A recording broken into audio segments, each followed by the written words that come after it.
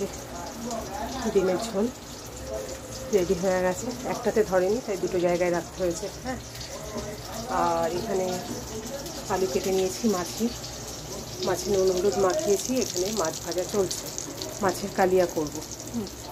তো ওদের আগে খেতে দিয়ে নিই, তারপরে মাছটা আস্তে আস্তে পরে করছি। এগুলো ভাজা হয়ে গেছে, এবার আলুটা দিয়ে দিলাম। আলুটা ভেজে নেব। আলুর সাইজটা বিশাল বড় আলু ছিল, পুরো আমার এক মানে হাতের পাঞ্জার সমান বলতে পারো। তার জন্য একটু বড় বড় করে মোটা মোটা করে কেটে নিয়েছি। একটাই আলু দিয়েছি। আলু একটু ভেজে নিই, তারপর এদিকে পেঁয়াজ, টমেটো, আদা, লঙ্কা একসাথে মিক্সিতে বেটে রেখেছি, সেটা দিয়ে দেবো আলুটা ভাজা হয়ে গেলে। ঠিক আছে, মাছের আলু সবই ভাজা হয়ে গেছে। এবার আমি ফোড়নে দিয়ে দিয়েছি এলাচ, লং আর দারচিনি। এলাচ, লং, দারচিনি। আর এখানে মাছ ভাজা, আলু ভাজা সব হয়ে গেছে। এবার দিয়ে দেবো এই যে পেস্ট করে রেখেছিলাম যে মশলাটা, সেটা। মিক্সি ধোয়া জলটাও দিয়ে দেবো। ঠিক আছে। আচ্ছা, এই পেঁয়াজ, আদা, কাঁচা লঙ্কা বেটে রেখেছিলাম আর টমেটো পেস্ট করে রেখেছিলাম মিক্সিতে, ওটা দেওয়ার পরে আমি দিয়ে দিয়েছি এখানে দেখো হলুদ, জিরে গুঁড়ো আর কাশ্মীরি লঙ্কার গুঁড়ো। এটা আমি কিন্তু কাঁচা লঙ্কা দিয়েছি। হ্যাঁ, কাঁচা লঙ্কাও একসাথে পেস্ট করে নিয়েছিলাম টমেটো পেঁয়াজের সাথে। রসুনটা দিয়ে নিই। তো ভালো করে মশলাটা কষিয়ে নেব যতক্ষণ না মশলার গা থেকে তেল ছেড়ে আসছে। তেল যেই ছেড়ে আসবে তখন আমি দিয়ে দেবো মাছ ভাজা আলু, মাছের তেলে ভেজে রাখা আলু। তারপরে তোমরা দেখতে থাকো। মশলাটা হয়ে গেছে, এর মধ্যে আমি ভেজে রাখা আলুটাও দিয়ে দিয়েছি। এবার দিয়ে দেবো, একটু কষিয়ে নিয়ে দিয়ে দেবো জল।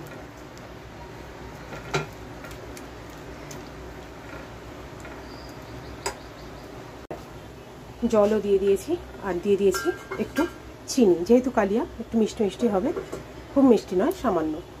ঢাকা দিয়ে দিলাম ফুটে ওঠা পর্যন্ত। তারপরে ফুটে উঠলেই মাছটা দিয়ে দেবো। মাছটা তো দেখতেই পাচ্ছ ভেজে রাখা আছে। মাছের ঝোল ফুটে গেছে, এবার মাছগুলো দিয়ে দিই। চলো,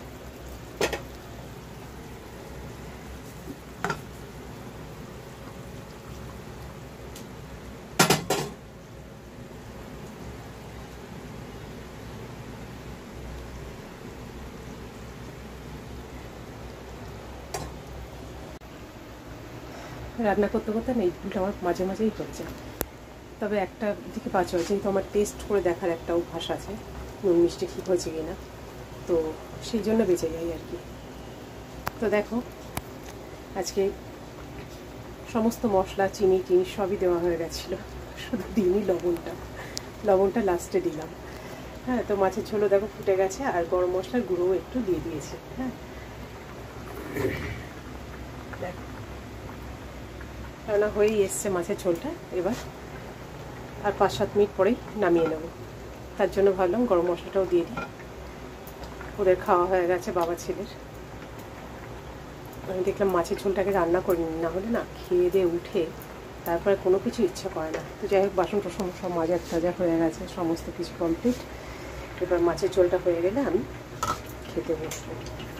আজকে বেশ অনেকটা দেরিতে আমার লাঞ্চ হবে। তোমাদের কি হয়ে গেছে সবার লাঞ্চ? সবার হয়ে গেছে? নিশ্চয়ই হয়ে গেছে। যারা অফিসে আছে তাদের তো একটা টাইম থাকে, সেই টাইমে হয়ে যাবে। যারা বাড়িতে আমার মতো, তাদেরও একটা টাইম আছে। অনেকেই দেরিতে করে, তবে আমি খুবই তাড়াতাড়ি করি, 11:30টার মধ্যেই মোটামুটি হয়ে যায়। তো আজকে 11:30 হয়নি, আজকে বাবা ছেলের হয়ে গেছে 12টার মধ্যে।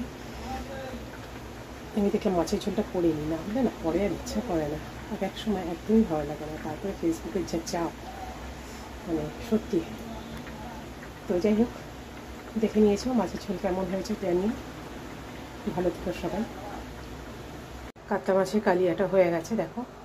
তোমাদের যদি ভালো লেগে থাকে লাইক, কমেন্ট, শেয়ার, সাবস্ক্রাইব করে অবশ্যই পাশে থেকো।